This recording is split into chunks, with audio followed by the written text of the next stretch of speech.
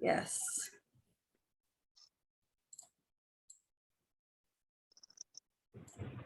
Okay.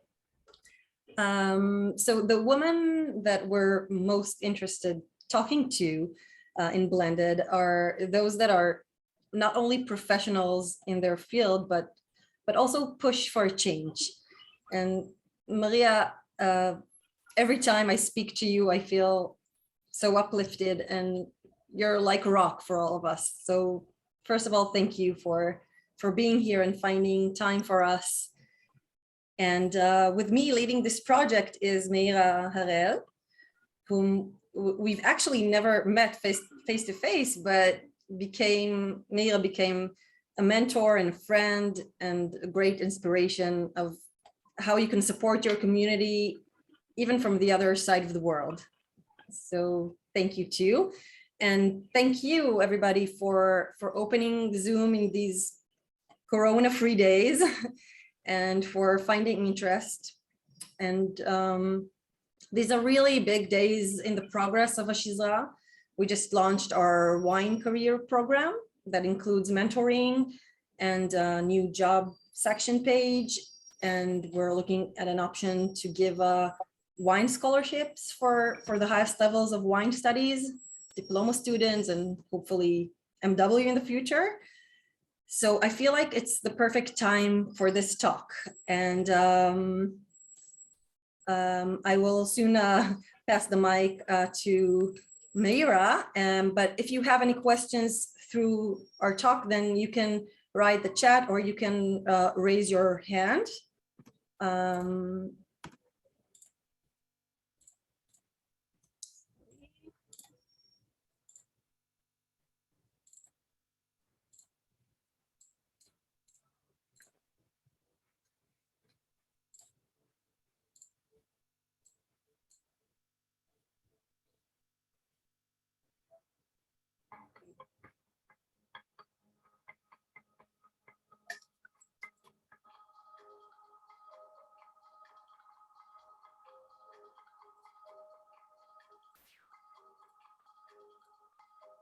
Decided to start PARABERE Forum because today, since more or less 10 years, everywhere in the world, there is culinary events and congresses which are fantastic about techniques, but there is always very, very few women.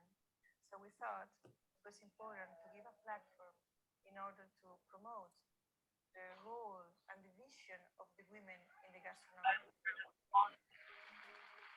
There's not a lot of forum that will, facilitate that dialogue, and I think this is a very important things for women in the industry to have a platform to be able to have a dialogue and to talk about things that we want and we're looking for, and just have a conversation, So that's why I'm here. It's in Bilbao. Spain, so it's amazing.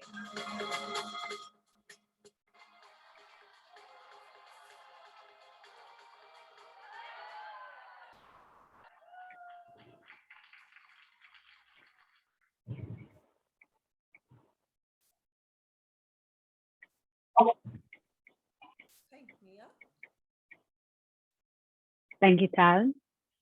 Welcome, everyone.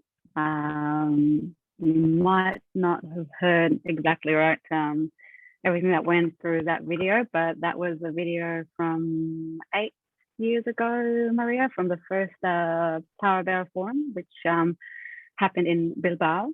The other woman you saw speaking there is Dominique Kren, which is one of the most, familiar faces in the female chef community, based in the US at the moment, in California. So yeah, just to give you a little bit of taste of where it all started for PARABERE. Be great. I don't know if everyone's on mute, just so we can hear each other well, and just a bit of housekeeping. Yeah, everyone on mute.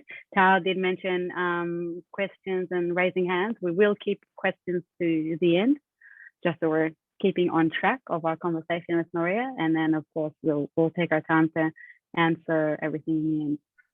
So let's start. Allow me to introduce you to Maria Canabal. So who is Maria Canabal? She is an award-winning journalist, lecturer, and curator who lives in Paris and recently in Nice as well. A dream come true for her. She writes about food, travel, and lifestyle for the world-renowned magazine such as Monocle, Gourmet, Vogue, Slow Food Guide, and many more. In 2010 and 11, Maria was a member of the jury for the title Best Sommelier of Spain, so she judged that competition. She wrote quite a few fantastic books in collaboration with some of the leading chefs in the world. Recent one was with El Solo de Can Roca in 2016, which won the Best Chef Book by the Gourmand Cookbook Awards in 2016. She's been recognized as the most influential woman in gastronomy in 2015 by the Foundation Women's Week. And most importantly, Maria Canabal is the president and founder of PARABERE Forum, the first forum in the world empowering women in hospitality. PARABERE is a global forum. It now has 8,000 women members from 60 countries around the world that gathers thought leaders in the field of hospitality, food, beverage, and nutrition. So after all this introduction, allow me to say hello to Maria, a friend, if it's okay to call you a friend, Maria, an inspiration, a colleague, and someone that I hugely admire and follow. Thank you for joining us today. Today you are in Madrid. Yeah. Thank you, Tal, for the invitation. It's a great pleasure to be with your community. I can see everybody there. And thank you, Meira, also for this invitation. And the presentation is great to be with you all, really. Maria and I met for the first time in person. I think it's now nearly 5 years ago. I actually invited her to speak in a conference that myself and my husband have started here in, well, at the time was in Melbourne. We now live in Adelaide in Australia, and that conference is called Grow Assembly, which gathers professional in our industry to talk. And if you listen to what Dominique Cran said in the video, this is an opportunity for a conversation. And I think this is what this is all about, conversation to promote change. That's when we met first, and then I was very pleased to then visit PARABERE Forum in Oslo the year after. Maria, I want to start with a bit of background. So if you, in short, give us a little bit of background about the start of PARABERE. I mean, obviously there's a lot to talk about, but what motivated you to start PARABERE Forum? Well, you said before, I'm a journalist, I'm a writer, I do many things, but what I always put in my profile on Instagram or my profile in Twitter, the first line is full-time feminist. I am a full-time feminist. And, well, I think it's very important because as a writer, words have a meaning. And in many, many countries, to say that you're a feminist is like nearly a wrong word, you know. And I think we should stop this because when you take the dictionary and you search the word feminist, well, a feminist is someone who believes that women and men have the same rights. So I hope all of us, we are feminists. And for me, as we said before, I'm writing about food and wine since 25 years. And I have been traveling all around the world for conferences, for competitions, for many, many things related to food and wine. And what I always realize is that on the stage, it's always the same guys, men and white. And at one point, I thought this was wrong because diversity is there. I mean, beginning by biodiversity. So diversity is a fact. It's there. We cannot change it. But inclusion is a choice. So for me, it was very important to say there is hundreds and hundreds of women all over the world in food and wine, very talented. They are successful, they are entrepreneurs, and they deserve to share the vision, they share to inspire others. So in the very beginning, people was telling us, but there is no women, there is no women. So we think that it's very important to speak with data. So the very first thing we have done was to create a database. Now we have 8,000 names. And when in congresses, they told us, yeah, but actually we would like to invite a tea taster and we don't know. Okay, we have 10.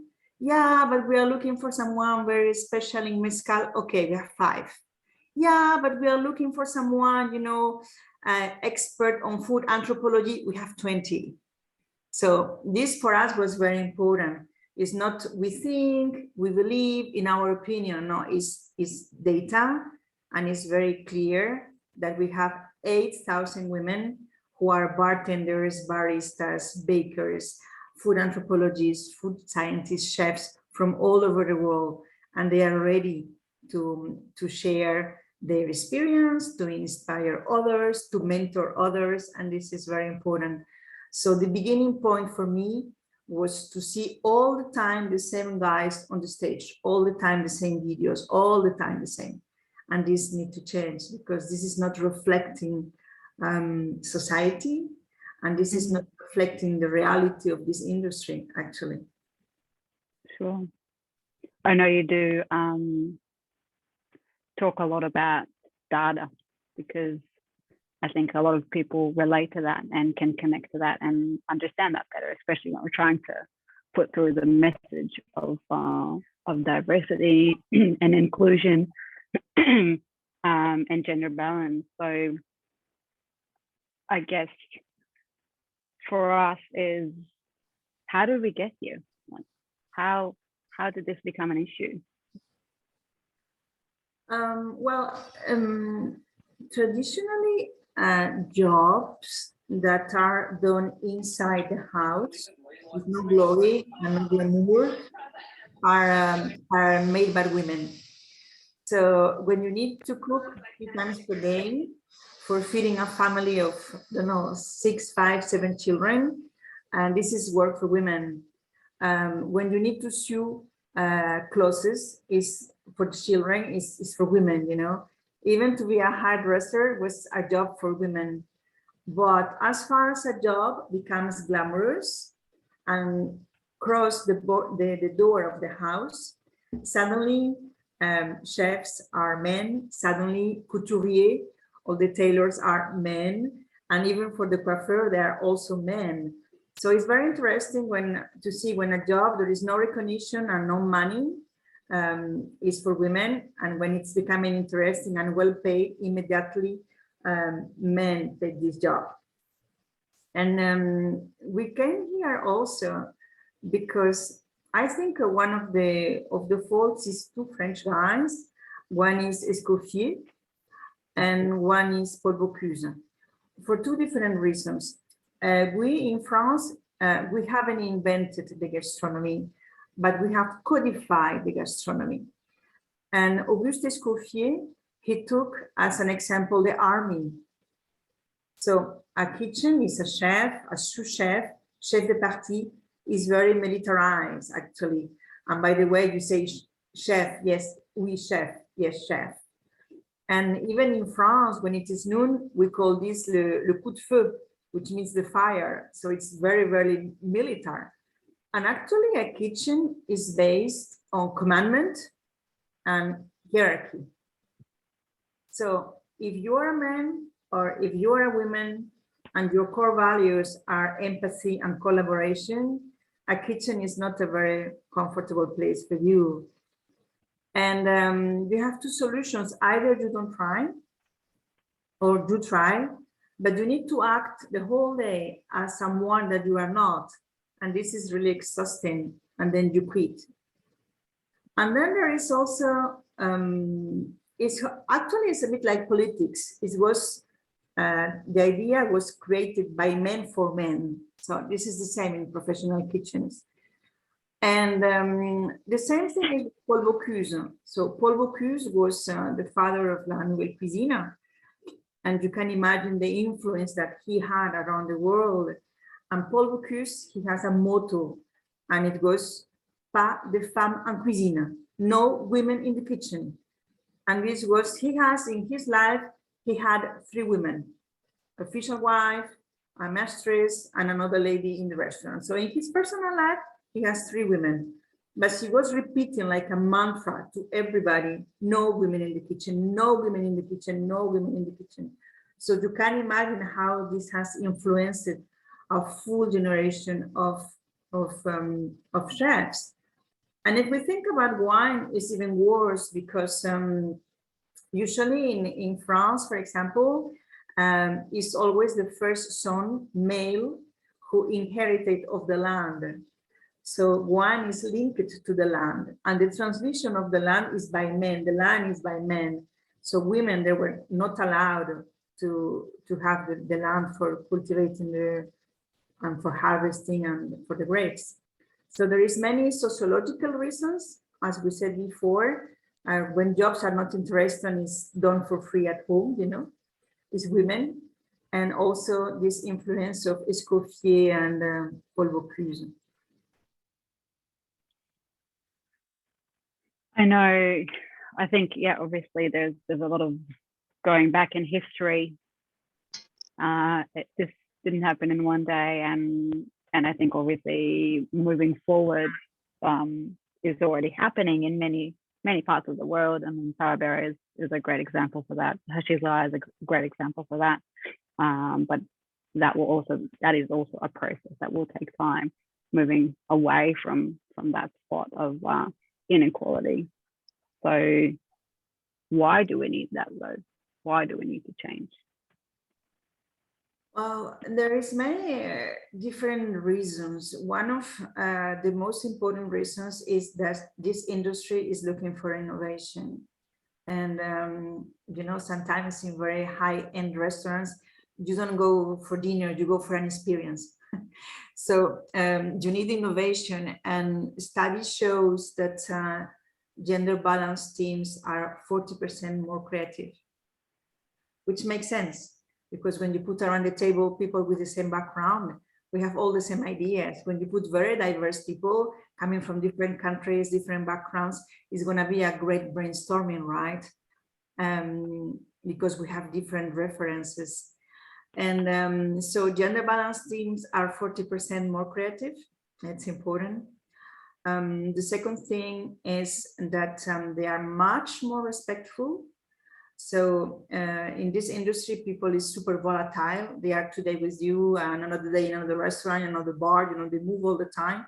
But if you have a good atmosphere, they are not going to move. And this is gender balanced teams are much more respectful.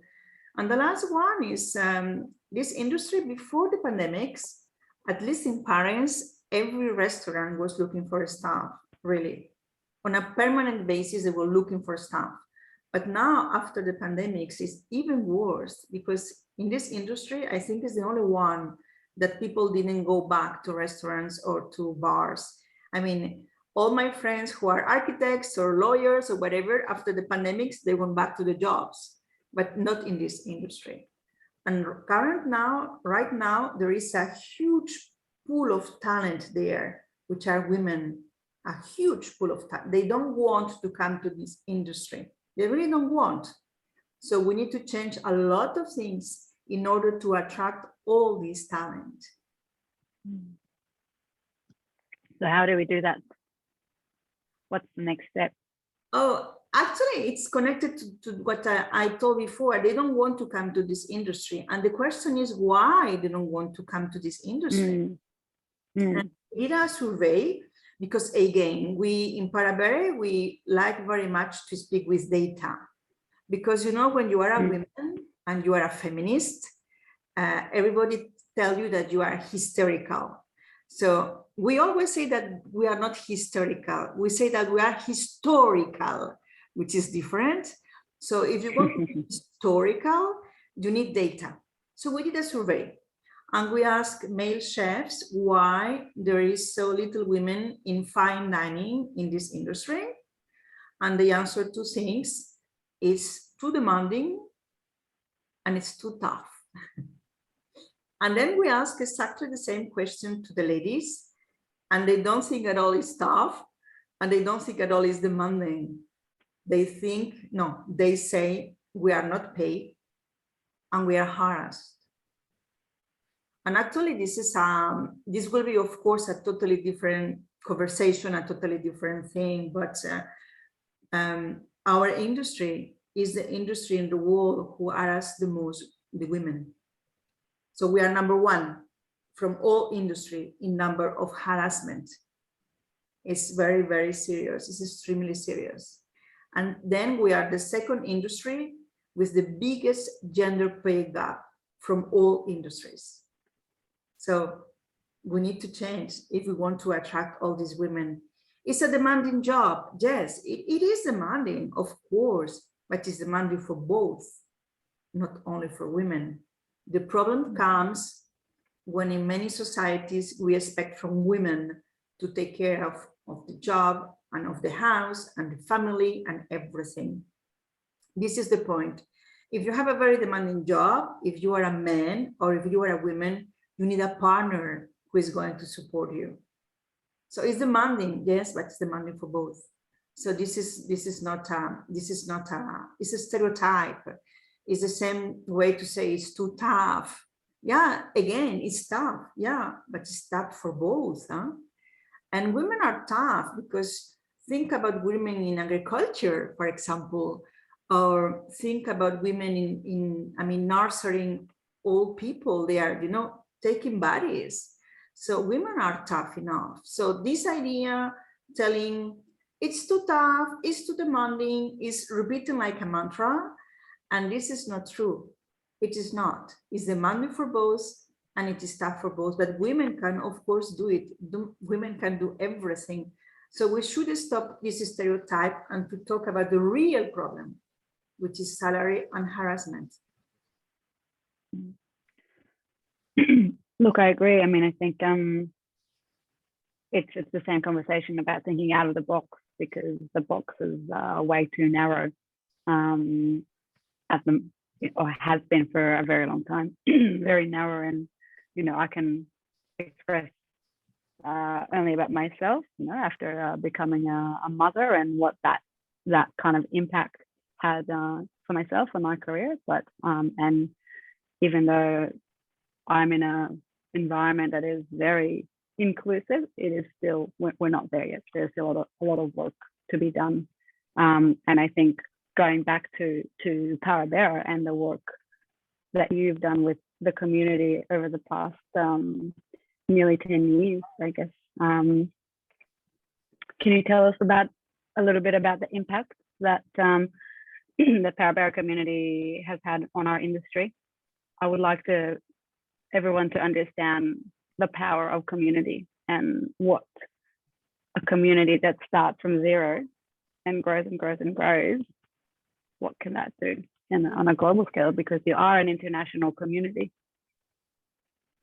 So in the beginning, I must say 10 years ago, it was very hard because nobody was talking about these subjects, nobody.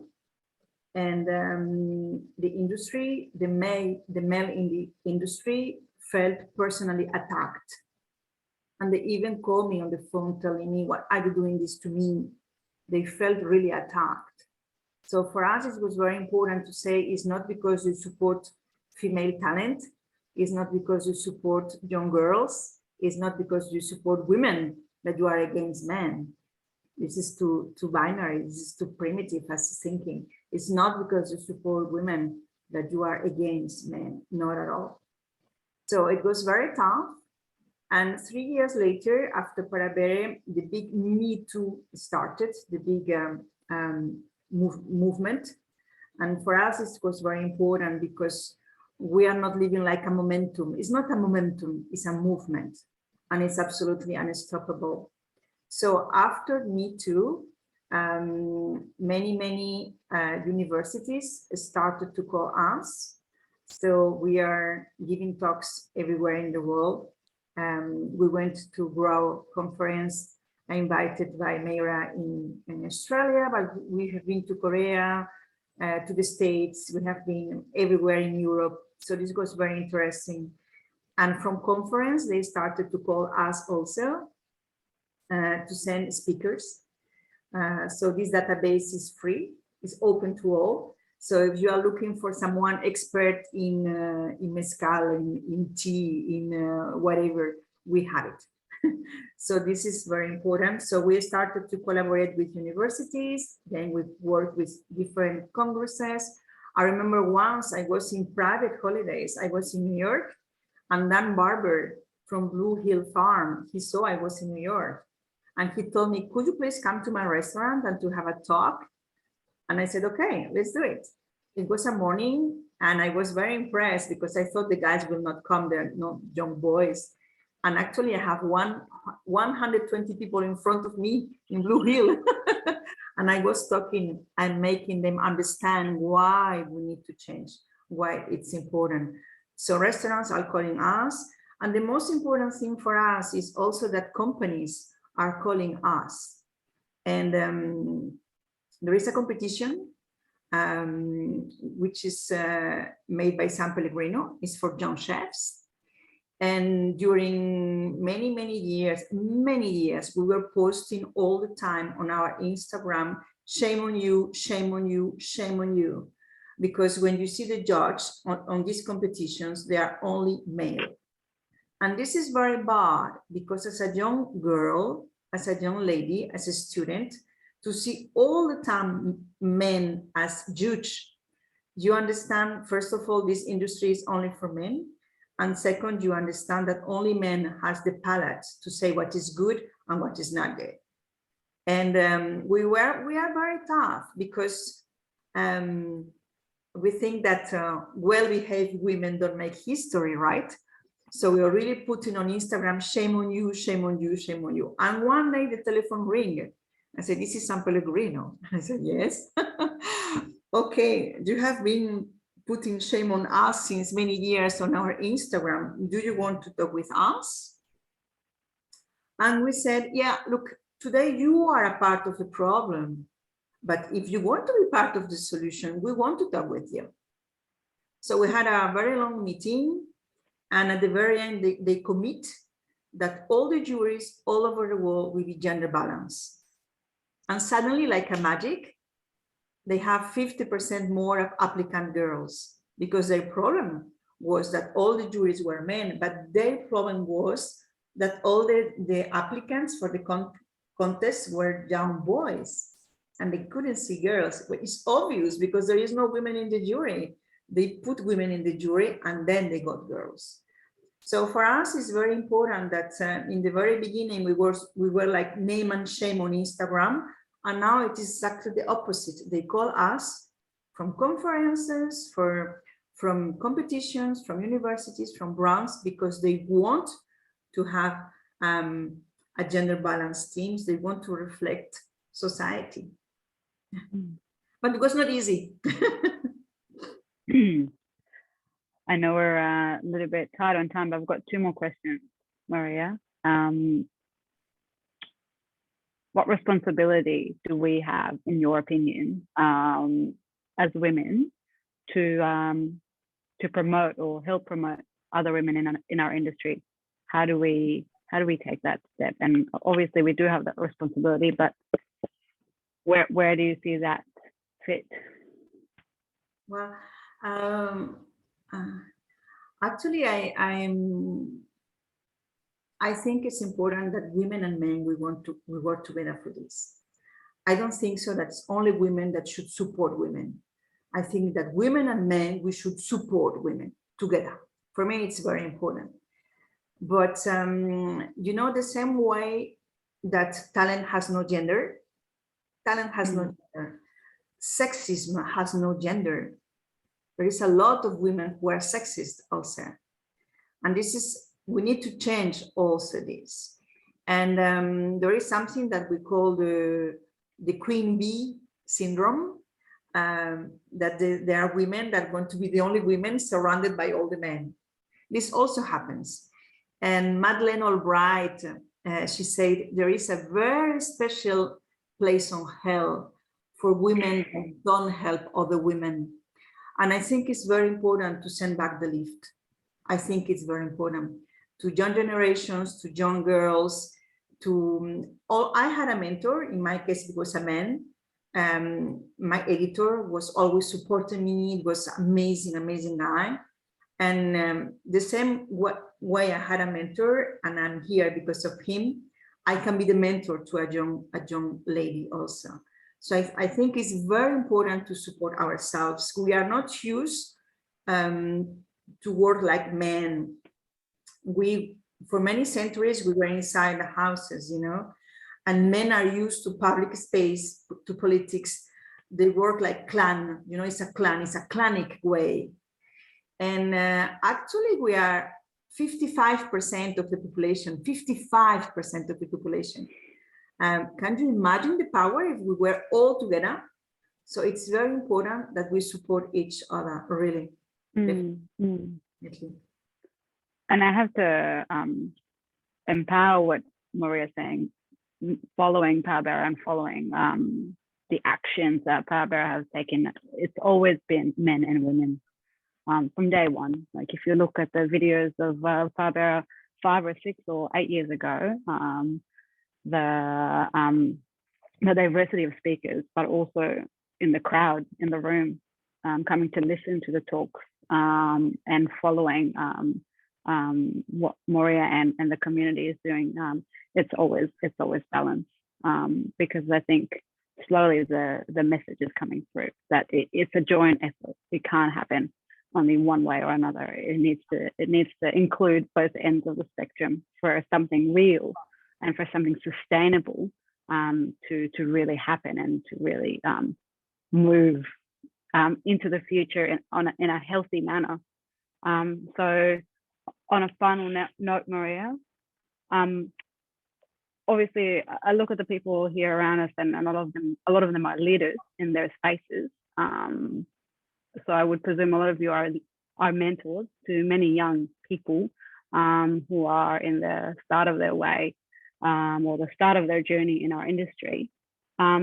What advice, Maria, would you give someone who is at the beginning of their journey? I guess here in this space, it's in the wine industry, but I guess our industry is the same. If it's wine or food, or what would be the best advice? How do you tackle the industry as a young person who really is motivated and wanting to succeed and see this as her career path? I think the recipe is very simple, because for empowered women, you only need 3 ingredients. Empowering women means training, means role models, and means mentoring. So this is something very, very important for succeed, not only in this industry, everywhere. For really empowering women is very important, because for us, when I say training, sometimes people look to me like this, you know, but we work also from women from Africa, and we have many women in Colombia. So access to education. Here in France, we are struggling for having equality in salaries, you know, but in some parts of the world, they are struggling for going to school. So each country has a different maturity. Each country has a different speed also. And these 3 pillars, education, mentorship, and role models, is key for succeed. And I think it's important, again, that to great women. Great women empower other women. That's all. It's very important to keep in mind. So on that note, and I promise this is the last one, obviously you are a huge inspiration to me, and for many in the diversity and inclusion space, but in the food and wine space. I mean, we have long and many conversation about that. But can you recommend for the community here, and being our little platform of Blended, connecting with women and international communities around the world, can you recommend another great mentors or advocates for diversity in our industry for our friends here to follow or to keep an eye out? Well, I think it's important I think Tal has done a lot in very little time, because I think the first time we chat was like 1 year ago, and when I'm listening that you already have a mentorship program, it's, I think, a grant. I think it's great, because my dream was to have a grant for PARABERE. We are not for profit. We are not for profit. My dream was to have a grant for women that can afford to come to PARABERE, to support them to come, right? And we achieved to have a grant only 2 years ago. So it took like 6 years to get a grant. So I think you are going very fast.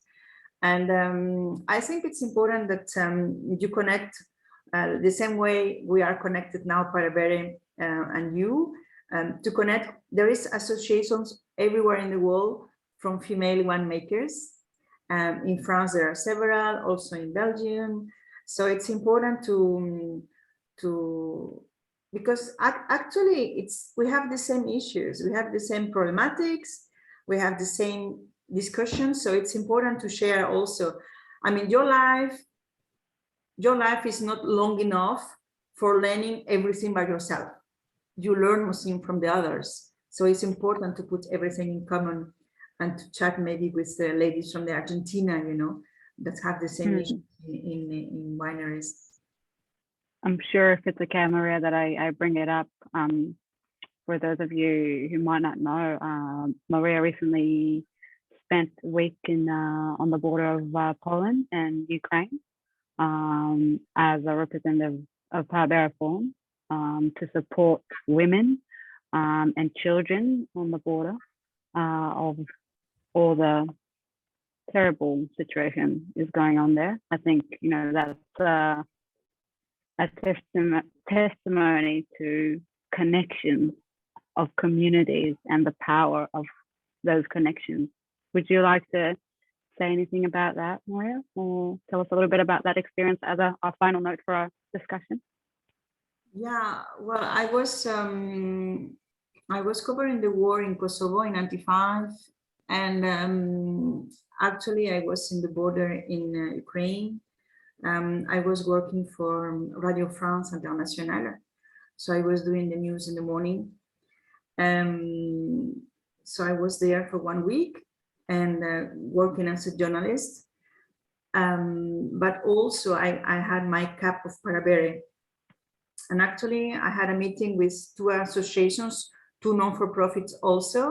One is called Chefs for Ukraine, and the other is called Gastronomic Ukraine Sisterhood.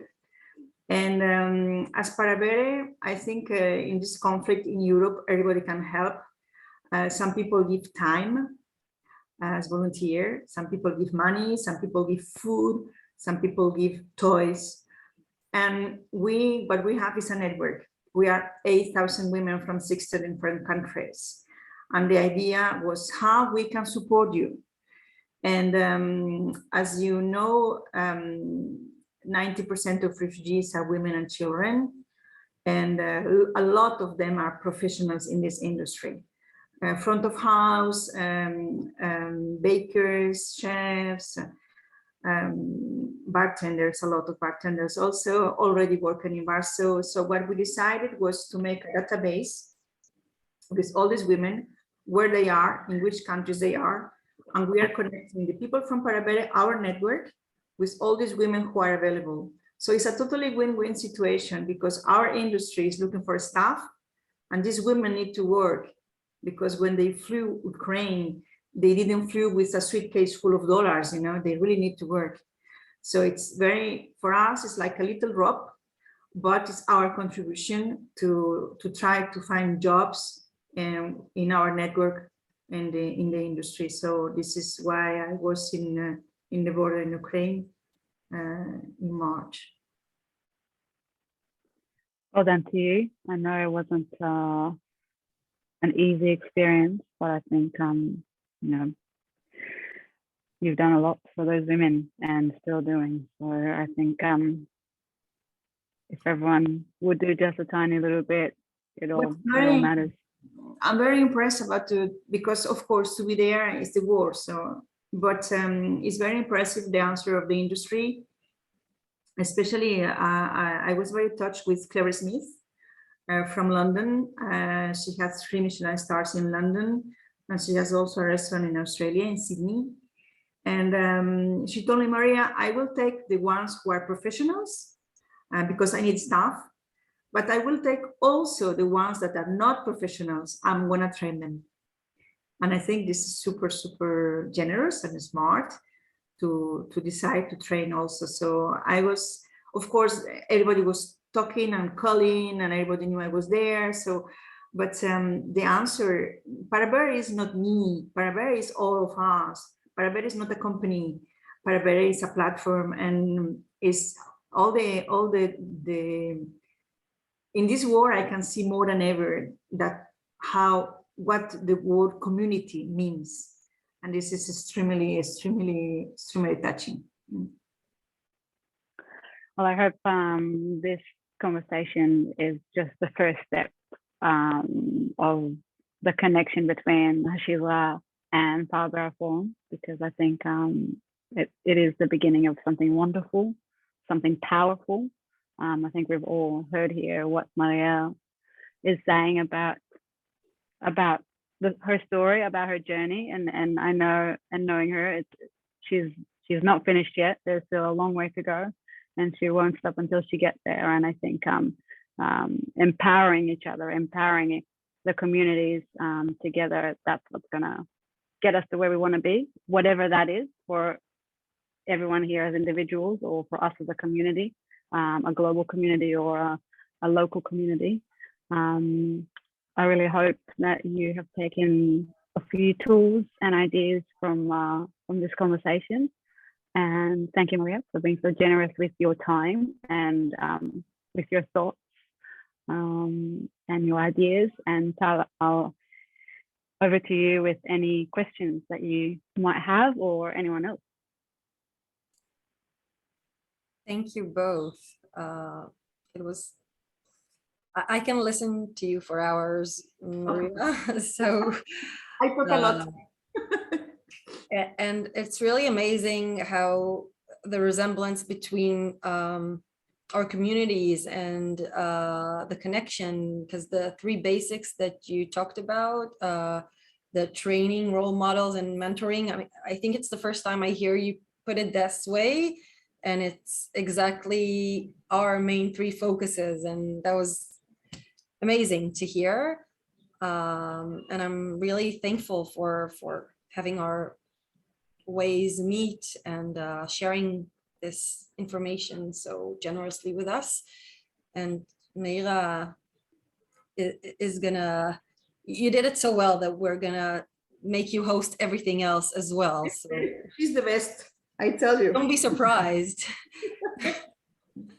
And we wanted to leave like 10 minutes for questions if you would like to ask anything.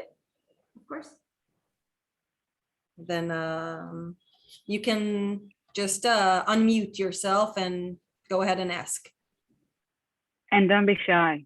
Yeah, don't be shy. Maria will answer anything. Or me, if you want to ask me anything as well. I want to ask something.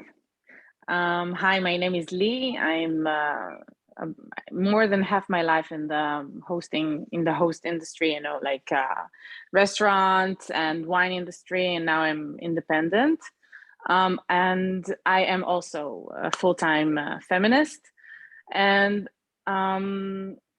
one of the struggles I'm facing is I try to, like clean all the background noises, but it's very, very difficult. And I wanted to know, like, if you have any tips on how to, it's not like ignore, or maybe how to answer people that disrespect what we do in Hashizra, or that think that it's not so important, or that we are full of BS, basically. Well, we have been living in 21 centuries of patriarchy. So historically, the group who has the power, they don't want to lose it, and they don't want to share it. So it's normal, they are very nervous. And the t-shirts future is female, actually is wrong, it's present is female. But it's a very it's a boys club, and the boys club mentality is to hang around together, to drink together, to make dirty jokes and all these kind of things that we all know in kitchens and everywhere. But I don't hesitate to say, oh, I don't think it's funny when they say these dirty things, or sorry. And then I was, oh, yeah, sorry, it's okay, but I don't think so. And we need to stop this toxic culture, this toxic masculinity, for the new generations of boys. I have a lot of hope, because they have been raised by feminist moms. So I think it's going to be really different from what I know. I'm over 50, but I think in my generation, it was all the time like this, really dirty jokes, not funny at all. And the thing is that you need to laugh, because if you do not laugh, to these jokes, you are not part of the group. You are not part of the trip, so yeah. Ladies, we need to be loved, we need it. So we are accepting, which is not acceptable, just for being accepted. So no, it's finished anymore. I don't know if it is maturity or what else, but now I'm not accepting anymore. I said, no, it's not funny. I'm sorry. No. So it's important to stop this culture and this kind of the boys club. Actually, we are never invited for dancing, and wow. Maria, I would like to ask a question. I come from the agriculture side of the wine industry. I've been a farmer for the last 30 years, and I'm a real farmer. I mean, I like the fields, and I most work with men, because it's that's the way it is. I really I've been asked many times by young girls. So I live in a community of kibbutz. I mean, like, there is a lot of chances to get young women to come to be a farmer. And I always find myself like, I have a very bad answer. I mean, like, be yourself, stick with what you believe. I mean, how you will embrace that to young girls, young women, because I see it myself. I will disagree with one concept. There is not just one style of managing. I manage a large vineyard of managing for women or for men. I mean, yeah, there is biological things, and we have some kind of aspects and blah, blah, blah. But I wouldn't say that there is only one path for women or only one path for men. I don't know what I said to them, and I would love to hear an answer from you. It's just stick with what you believe is the right way for you. I mean, like, I believe in listening and learning the names of the people that I work with, listening what's going on with their day. I mean, like, this is the way I choose to deal with things, to don't hide emotions. Like when I say, I love this vineyard, like you say, sometimes they will say, oh, it's just a woman thing. And I say, I don't know if it's a woman thing, but this is really what I believe is the way. I love my job. So I would like what you will say to a young lady that she wants to be a farmer or to embrace that. Thank you. Oh, if someone tell me I love my vineyard that I see in your background and it's fabulous, If someone tell me I love my winter, and someone asks you, oh, this is a women thing, well, love has no gender. This is first thing, you know. And as I'm thinking about what we say before, I mean, the world is constructed by men for men, and kitchens or agriculture is done by men for men. So again, if you want, in the past, we were talking about psychologists were talking about masculine values and feminine values. So masculine values was ego, hierarchy, power, you know, and feminine values was empathy, collaboration, listening. And now we are not telling this anymore, because we have realized that there is a lot of women that has masculine values, and there is a lot of men who has feminine values. So now psychologists talk about soft values, which is empathy, collaboration, listening, and we talk about hard values, which is ego, power, domination, hierarchy. So I think that feminine values, and to be feminine is also a value.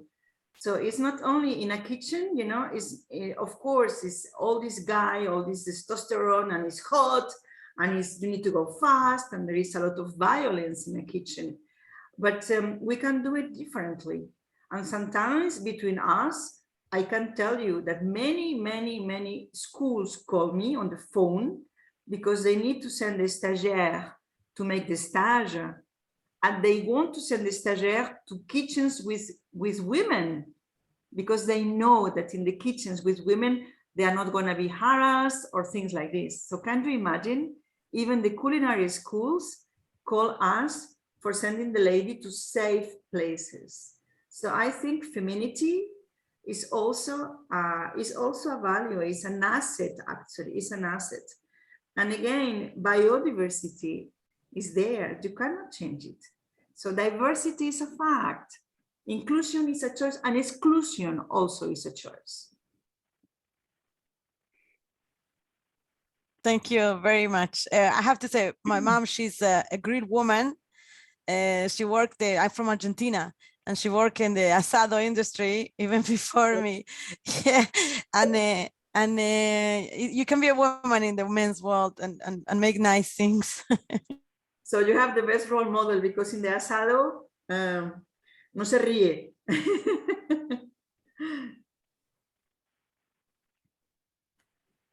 Can I extend Lee's question about how to deal with men? Obviously, as we say, we're not attacking, we're promoting ideas. We're not attacking other people, we're promoting what we believe in, which is a difference.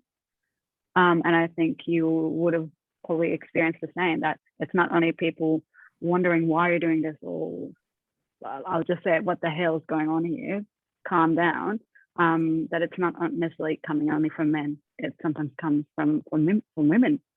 And I know you've quoted Madeleine Albright, but in reality, what would be the best practice to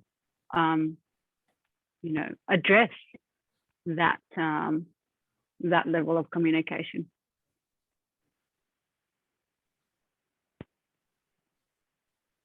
Does that make sense, what I'm asking?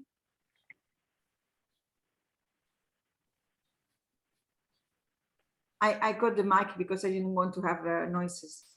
Yeah, I think it's very important what you said, not to attack the other. This is what you say in the very beginning. Yeah. The way of communicate must be soft, and you need to convince, like we say before, for the jokes, or for talking about creativity, or talking about atmosphere, but the way to communicate about the importance of the diversity, for me, is always what I say all the time is, I don't know if it was the question, the meaning of your question, that it's you can't avoid it anymore. It's not only because of Me Too or Black Lives Matters. You can't anymore. In America, they have a joke because every year, you know, in the Michelin stars or in the James Beard Awards and all these things, they have a joke and they say, oh, that's so funny. Women and Black people, they don't know how to cook. And, you know, it's terrible to see how it's all the time the same. Yeah, Why I guess. male? Yeah. I don't know if this was the question exactly. No, it's okay. I went a little bit around with my question. It was definitely that, but also are some people's experience, and I know it happened to me in the past, and it probably happened to some people around this in this room as well, that you don't necessarily get the reaction from men, but some women as well that don't really understand what you're doing. Like, why? Just sit back, relax. Everything's okay. Chill out. And or why are you making all this noise? Like, women are CEOs. Yes, it's not that they're not, but they're not enough. You know, so it's hard to also react to the feedback coming from our own community, let's say. Well, it happens to PARABERE also. Sometimes when we ask speakers to come, female speakers, they say, no, I don't go to events for women. Yeah, and we get that a lot. Yeah, I don't go to events for women. Well, first of all, it's not only for women, it's for women and men. And we have men everywhere because, I mean, on speakers and on the room, as Meira said before, because it makes no sense to talk to people who is already convinced, actually. We need to talk to the others, right? So this is important for us, but there is a lot of women that are sexist, a lot, and they don't see the problem, and they say, I'm not a feminist. So when someone starts like this, I'm not a feminist, I say, okay, so you consider that men should have more rights than women? No. Okay, then you are a feminist. Yes, but no, I'm not a feminist. It's like a blockage. They are blocking on this point, you know. And when they don't see the problem, I think it's something that happens when they are very young. When we are going to the universities, or they don't see a problem at all. We have the same degree, the same salary, the same everything. And we say, if there is not a problem, you will see, like in 10 years, the gender pay gap salary, you will see the gender pay gap salary is going to be like 20% because you are a woman. But when they are very young, they don't see the interest, they don't see the problem, everything is fine. It's with the time that you realize that after 10 years and 2 kids, your colleague that has the same degree as you is earning 20% more. So I think it's, if you don't see the problem, they are blind, because it's everywhere, unfortunately. In the sports, we have seen the coach in the sport abusing since years the young ladies playing tennis, or we have seen in the cinema industry, we see Mario Batali, we see in all industries. So if you really don't see the problem, something is, where are you coming from? Actually, it's very suspicious. And also, as I said before, it's a very close group, you know, the tribu of the, you know, the chosen ones, and women want to be part of the group. So they are ready to shut up and to accept everything and to behave like a man and to make jokes like a man, just for being accepted, for being part of the group, you know. And for me, it's not worthy, but I guess for them must be worthy. I don't understand, but many women, they really behave like them because they want to be like them. I am a woman and I like to behave like a woman, to dress like a woman, and yeah. But some of them, they don't want. I don't get it. I don't get it, Meira. We have a question for you, Maria. Don't get it. On that note, did you want to ask something, Meira? No, you go. So Anat is asking, I would like to hear your advice on dealing with the Queen Bee syndrome. Oh, Anat, invite her to PARABERE. No, it's more or less the same question as Meira. It's linked, actually. And yeah, there is a lot of women that like to be the only women. The same way there is a lot of men who adore to be the only men with a lot of women around, you know. This is an ego problem. This is another problem. You can actually, we can do nothing against this. The only thing is education and pedagogic. You know, education is the key. It's like you shouldn't protect your girls. You should educate your boys. You know, that's the point. Education. But there is a lot of women in this industry that I know very well that they really like very much to be the only women and with all the guys. We need to change mentalities. I hope they will change the mentality, but it's an ego issue. I was very happy when I was a child, so I have no ego issues, but some people have. Well, we need to start saying our goodbyes. I want to say, and I'll let you wrap it up, Meira, but I want to say I can relate to so many of the things you said, and found myself struggling in the same dilemmas and difficulties.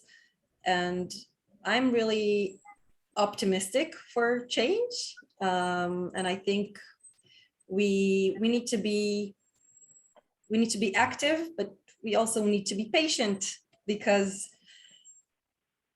this is a revolution, and revolutions take time, and we're in the right time in history. I really do believe it, and I think we're doing something really big here that we will see the impact of our doing in a few more years, and we are starting to see it now. So thank you for all of you for being part of it. Thank you, Taz. I think for me, the big thing here, apart from everyone to know Maria and know that her channel's always open. You can always write to her and she'll always reply. So feel free to do that. That's part of PARABERE. That's she really is there to help with all her heart. So, but beyond that, I think I really want to hope that this is the first step for Hashizra to connect with the world and to give you guys validation to what you're doing, because not only it's important and it's powerful and it's time and all the reasons that we know, for me, it's for you all to know that you're not alone. And the whole world is doing this. Some for many years already, some have just started, or some are doing it for a little while as well. So it's important to know that you're part of something. And I think being part of something really empowers individuals and communities. It is the nature of it. No matter what it is you're doing, being a part of something is important. So you are a part of something bigger than Hashizra, and believe in what you're doing. You're doing great. And I look forward to continuing these conversations with many more women, and with all of you. And thank you, Maria. To you all, and I couldn't finish better than Meira said, and it's I can't add anything else. It's like, hi sister, I'm here for you, and this is very important. So thank you to you all. Thank you, Tal, Meira, and everybody, and hope to see you soon. Bye. Thank you so much. Thank you. Thank you. Thank you. Bye-bye. Bye. Bye.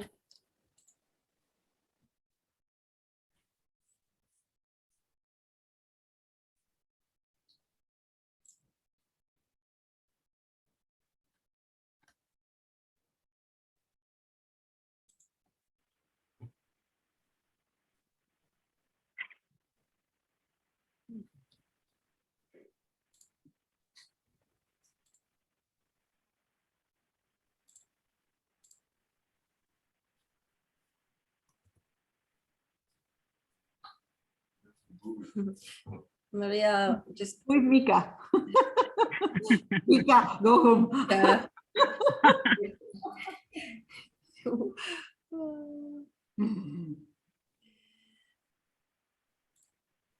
Okay.